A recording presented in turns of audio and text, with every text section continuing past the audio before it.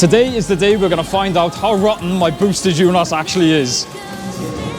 Oh boy. I purchased this boosted Eunos sight unseen while I was on holiday. So we're actually in Florida at the moment. Woke up about 5 AM because we had a video going live.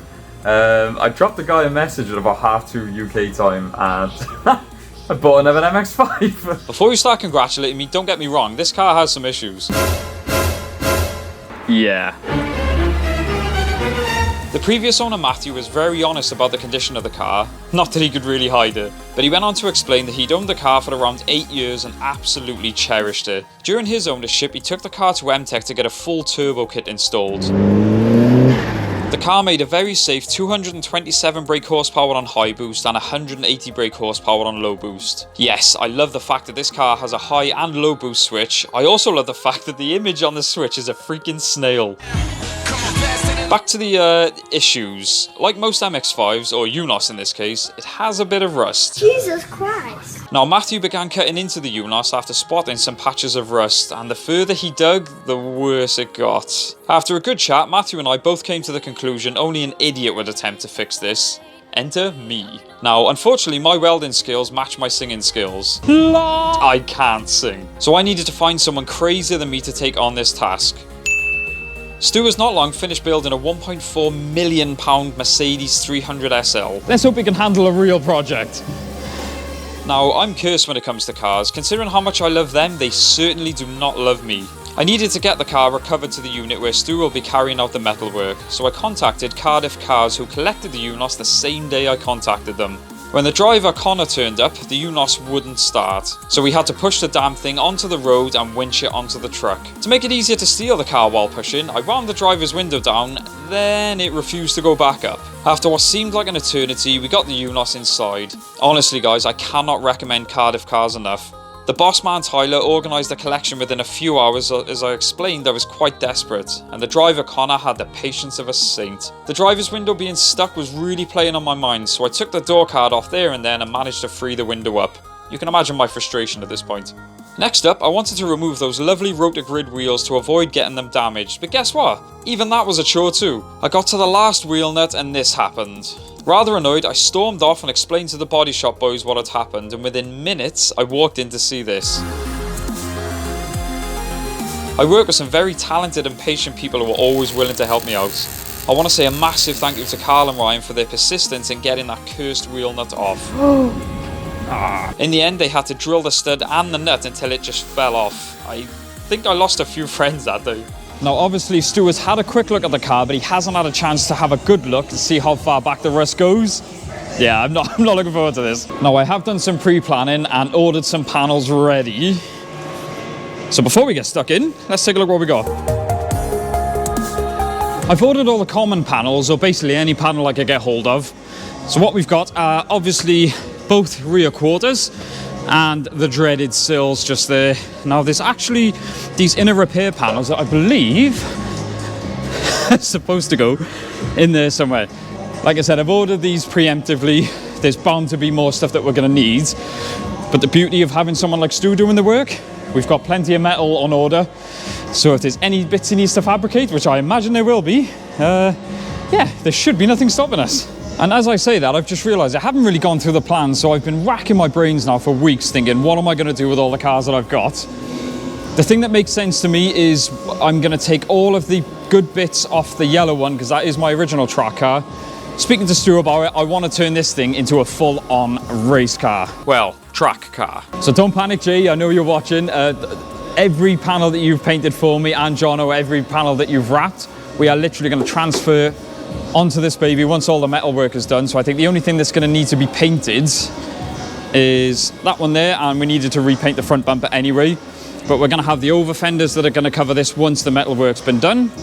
The over fenders will cover the front wings as well. We're going to swap the doors, obviously the sills. The boot off the yellow one is going to come over, the rear plates, which we are going to be cutting up because we're going to make some... I've been in talks with Stu already, and we're already discussing... I don't want to give away too much, but I am going to say time attack. That's all I'm going to say. So this car is going to be majorly transformed, and I am rather excited. So basically, I found a few more issues with the yellow MX5 than I was planning on finding. So now my main goal is I want the Jag as a daily and I want this boosted one as my track car, and that is it. I am done with having a load of cars. So without further ado, let's see how rotten this car is. Now, it's never a good sign when you come into the workshop and you see two very good fabricators with big frowns on their face. Now, Stu didn't want to be on camera, which we always say is absolutely fine. He's pointed out a few things. Let's just take a look underneath. So obviously the bits we were dreading, we've got the sills that have all been cut out here. Now, to me, this looks like an absolute mess, and this would put me right off. I didn't realize you've got so many different layers going into there. Now, Stu said the one thing, or Stu and Carl both said the concern was you've got your outer sill, which is obviously what comes down to here, and it meets the inner sill, which is not a problem because we've got the outer sill, but the flooring, it's actually rotted further in than we thought. So we're going to have to do some fabrication to bring the inner sill and the outer sill. You can see where it's had previous repairs. Now, to me, everywhere you look, this thing just gets worse and worse. Wow. And even onto the other side, with no wing there, we've noticed there is a hole there, so there's going to be some fabrication there. We're going to be cutting all of this out anyway. And, ooh, wow. Yeah, she's got some holes. So again, it's not just the outer sill we're going to be looking at here. Carl was explaining we're going to have to go at least up to there to get the outer sill to meet the inner sill. Coming on down. This is terrifying. Oh yes, very crusty on this side. Luckily we have got the entire rear quarter for this side along with the sills. Now, bearing in mind this is not even fully cut open, what Stu wants to do now, what he's going to be cracking on with once we've had a good look, is cutting more out. For those that don't know how it works, I'm sure Stu will correct me, but you've basically got to cut out every bit of rust that you see. Find the solid metal, because that's what you need to work from. And like I said, to me, everywhere you look, it just seems to be worse and worse. But believe it or not, my yellow one is not as clean as this. I mean, the arms and everything else to me looks pretty solid. And the main thing was, I said to Stu, your honest opinion, is it what you were expecting or is it worse? And it was about what he was expecting. Now, he has dealt with a few MX-5s in the past, and anyone that knows MX-5s, you're going to see some rust. But I think the next step now is to start getting cutting. Now, I'm gutted Kenny's not here. Actually, I'm probably glad Kenny's not here because he would be ripping me a new one right now. But I think Stu knew what he was getting into. A couple of the other boys weren't so optimistic, but I really respect Stu's optimism. And we've already been in talks. I think he's more excited about modifying the thing, so just as much as I am. Now, before we get too stuck in, I've just collared Tom. Now, basically, quick introduction. Tom is a fellow MX-5 nut. And yes. I want to say a massive thank you to you, because I haven't had a chance to thank you properly. When we were bringing the MX-5 down, it did not want to get off the recovery truck. Yeah. And this man came in last second and saved the day. So this is Tom. Now, you've got a Mark II MX-5 that's very rotten. I just wanted to get your reaction, basically. What would you say? Let's have a look underneath. Right, okay. So far it's good. To like here, it's good. Yeah. Very quickly, I want to say, the keen-eyed among you will probably be wondering why Tom's all hot and sweaty. It's not because he's that excited to see the MX-5, although I wouldn't blame it. He's just come from the gym, so I just wanted to put that out there. Better than mine, because my beam is actually like that, so I have to change that. And I said, even my other one, first impression of the subframe, the arms and everything, actually quite clean. Actually, all right, yeah. But then you come to this side and now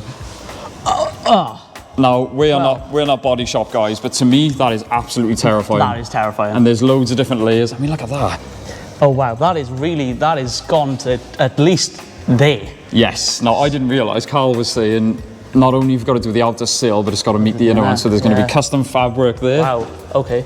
I didn't realise, like, you've got your inner sills there. Oh no. And even further back, I mean... That's just all the way through, isn't it? It is. Like, I honestly... Like, Stu and Carl were looking at this and they were saying, right, we can weld there. This blows my mind. This actually... Yeah, I don't think mine's this bad. I'll be honest. And he's got a Mark II, that's saying something. 2.5. Oh, yes, yeah. 2.5. Track car as well, we will have it on. He's also got a Twingo RS, which we are having on the channel as well. Which is in bits. In bits at the moment. Moving around, like I said, you've got the holes there. I mean, this... Wow. Oh, that is just a hole. How has that not gone through there yet? It's impressive. It's still quite solid. Do you know what? Fair play to it.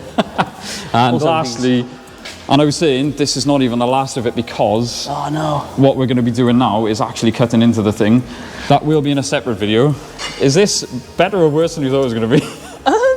Well, I'd seen bits of it, but I didn't think it was this bad, I'll be honest. But I said the same thing. I came into this thing and I was going to be a bit rotten. oh yeah, it'd be fine. The standard MX5 Yeah, sills your and usual, legs. yeah, exactly. But this And is then- actually. So Matthew, the previous owner, I don't know if you got underneath the car, but I hope this helps you. I think you made the right decision selling it to an idiot like me. Yeah. I'm very fortunate to the people that I know. Stu is still so enthusiastic about it, and Carl as well. They're already throwing so many ideas. Honestly, I'm so grateful to all you guys and all of you guys supporting us, because it's only because of you guys that this is possible. Now, Matthew owned this car for years and he was getting ready, right, he had to get rid of it. But I think the next video now is going to be cutting into it, so I think we'll leave it for that one.